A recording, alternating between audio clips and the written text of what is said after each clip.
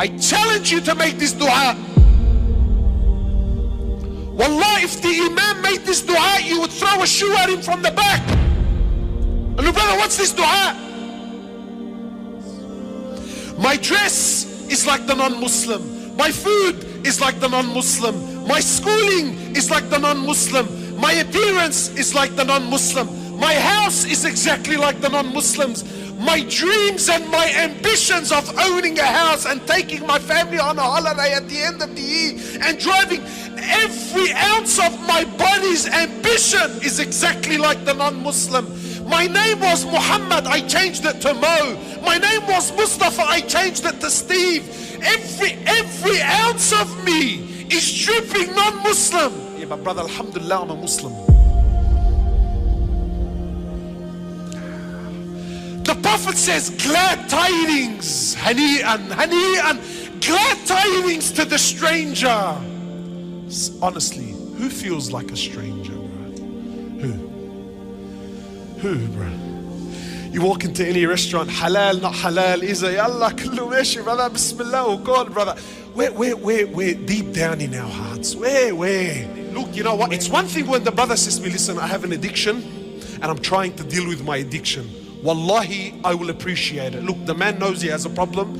No, but I have an addiction and I'm in denial about my addiction and I try to use deen to justify my actions. Isn't that interesting? So you might tell me, look brother, you know, maybe the Prophet was going through hard times. On his deathbed, sallallahu alayhi wasallam, he was going through sakarat al-maut, conscious, unconscious, in and out. So he lost consciousness. Aisha is there, radiallahu ta'ala anha. Then he wakes up. Then he says to Aisha, authentic narrations. He says to Aisha, imagine, Aisha was 18 years old when the Prophet died. How old was she? 18. And Allah called her and the others in the Quran, Allah called them Ummahat al-Mu'mineen, the mothers of the believers, meaning they have become haram on every man. Yani once the Prophet dies, sallallahu alaihi wasallam, no one can remarry her. 18 in a world and in a society where the man was everything. Imagine this 18-year-old is watching her husband die at the age, and she has her whole life that now she knows, I'm going to be alone. I can never remarry after him. So he wakes up from his, you know, he was unconscious, and says to Aisha, how much money do we have? This sunnah no one talks about. Sheikh, please man, put these stories behind. Let's speak about investments and stocks, and let's speak about buying houses, brother. Because in our hearts, we believe that honor, that money will restore the honor of Islam. Ya Aish. Ya haram. So she says to my Prophet of Allah, all that we have is 7 gold coins. Imagine a man with 9 wives. Today brothers have paid off their houses, paid off. And he's working to pay off the 2nd and the 3rd because brother, I need to leave something for my children, brother. Exhausting his life. Not halal haram, I don't care about halal and haram. But tell me when the Prophet was dying and there were 7 gold coins between 9 wives, is he a man? Sister, you know the one, I wish I was married to him. What Chanel handbag was he gonna buy you with 7 gold coins? Tell me, man. What hair and makeup studio were you gonna go to on a fortnightly basis? Tell me. What restaurant were you going to be fine dining in? Tell me. So he says to Aisha, take the 7 gold coins and give them in charity now.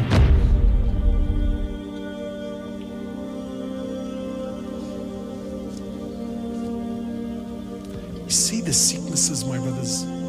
Just try this. Just try this. Go to a sheikh. Go to a sheikh. Tell him, look, sheikh, there's a religious brother. Don't tell him the prophet, because we've been programmed. We've become professional liars, my brothers. Professional. You know, some brothers would, brother, when you say the name of Rasulullah, oh, I get chills in my spine. Sallallahu alayhi wasallam, brother. Subhanallah, his name, it does something to me, you know. And yet you look at him from top to bottom, there's not an ounce of Rasulullah on him, sallallahu alayhi wasallam. Just, wallahi, just try it. Go to a sheikh and tell him, listen, sheikh, there's a brother we know, he has a big beard. He's dying and he's leaving his family with nothing. What do you think, sheikh? What deen is this? What fikr is this? What understanding is this? This is extreme, brother. This isn't. Then tell him the prophet left 9 wives with nothing. But he left them with something far deeper. He left them with iman and tawheed and belief in Allah. So he loses consciousness, then he wakes up and he says to Aisha, Aisha, what did you do with the 7 gold coins? 7 gold coins. Ya Rasulullah, leave him, man, let him be. Aisha, 18 years old, she's alone, haram, yani, leave her, khalas, 7 gold coins, yani, they're not gonna make her rich. No, like it's no, but there's something far deeper. So she says, oh Prophet of Allah, look at our mother, man. She said, I held on to them, I didn't give them away in charity. I'm scared. He says to Aisha, do you want me to die and stand in front of Allah while I still own something from this dunya? Is this how you want me to stand in front of Allah, Aisha?